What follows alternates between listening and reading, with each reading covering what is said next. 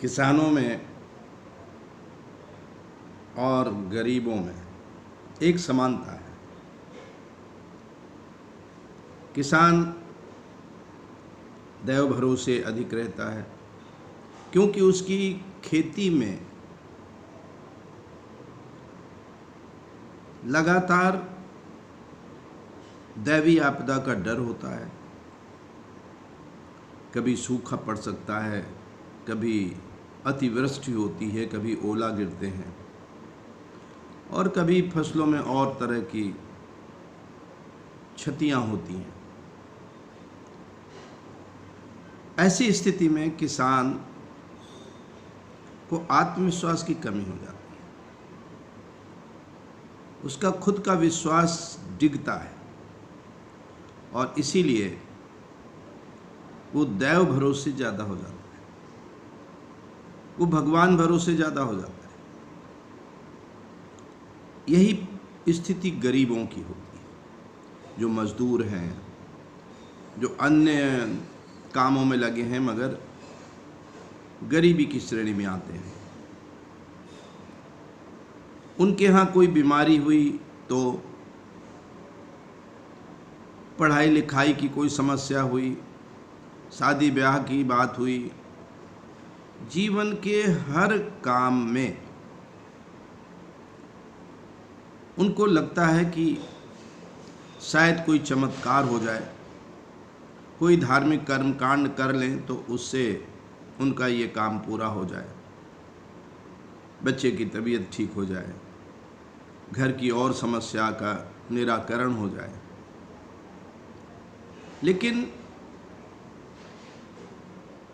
होता यह है कि गरीब समाज हो चाहे वो कृषक समाज हो, उसकी आर्थिक स्थिति उस मुकाबले सुधरती नहीं है जिस मुकाबले वो अपने धार्मिक कर्मकांड करता है।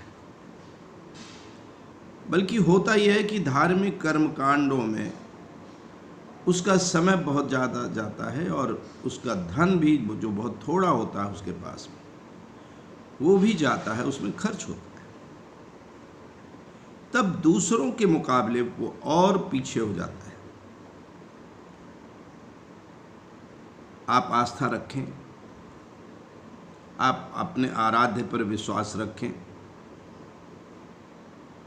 नास्तिक जो होते हैं वो चूंकि इन कर्मकांडों में समय नहीं देते हैं, वो मानते ही नहीं हैं इनको, तो उनका समय जीवन के अन्य उपयोगी कामों के लिए बचता है। लेकिन एक समस्या उनको होती है कि आस्था न होने से उनको कहीं शंका हो जाती है या अति विश्वास हो जाता है और उसमें भी समस्या आती है। वो कभी बाद में चर्चा का विषय रखेंगे।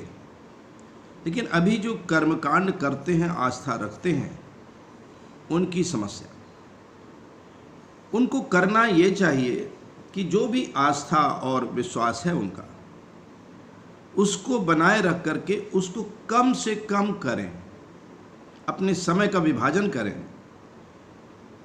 जिसमें ज़्यादा से ज़्यादा समय वो अपने जीवन के आर्थिक और व्यावसायिक और सामाजिक कार्यों को दें, राजनीतिक कार्यों को दें, ताकि उनका विकास हो सके।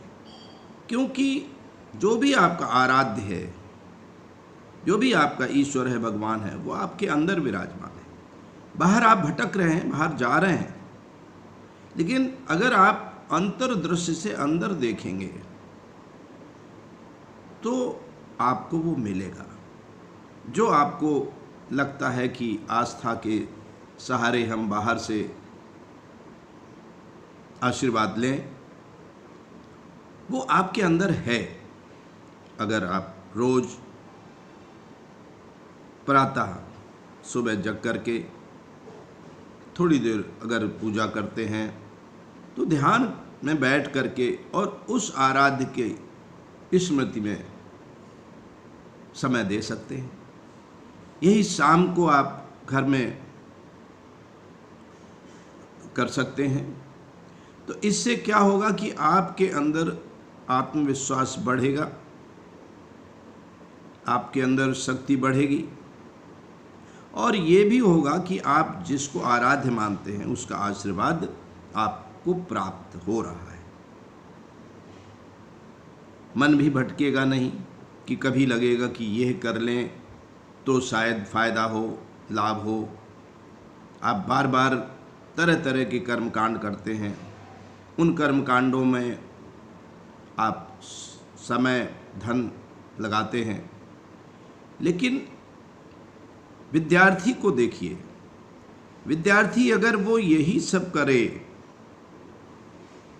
तो पढ़ाई के लिए समय कम बचेगा, उसके अध्ययन के लिए समय कम बचेगा। जबकि होता ही है विद्यार्थी जीवन में कि वो आत्मविश्वास से लबालब होता है और जिस पर उसकी आस्था होती है उसी पर विश्वास रखता है, और उस पर विश्वास रखते हुए श्रम करता है, परिश्रम करता है, अध्ययन करता है, और परिणाम बहुत अच्छा रहता है, उसका रिजल्ट बहुत अच्छा रहता है। तो आपको समन्वय बनाने की आवश्यकता है। आपको धर्म और कर्म कांड में भेद समझने की आवश्यकता है। धर्म पृथक है और कर्म कांड उसको प्राप्त करने के लिए साधन मात्र है। तो साधन में तो समय बहुत नहीं देना होगा, क्योंकि साध्य है धर्म। तो आपको अपने जितने भी कर्म हैं उनको करते हुए, धर्म का धारण करते हुए, अपने कर्म और ज्ञान के माध्यम से, तभी मैं बार बार कर्म मार्ग और ज्ञान मार्ग की चर्चा करता हूँ, इनके माध्यम से आपको आगे बढ़ना है, जीवन को पूरा करना है, जीवन में सफलता पानी है, और मन को भटकने से रोकते हुए यथा आवश्यक कर्मकांड ही करें।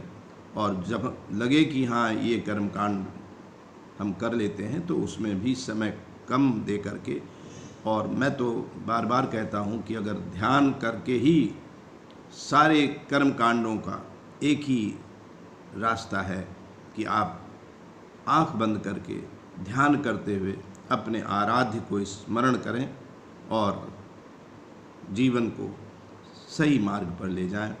आपको बहुत बहुत शुभकामना एवं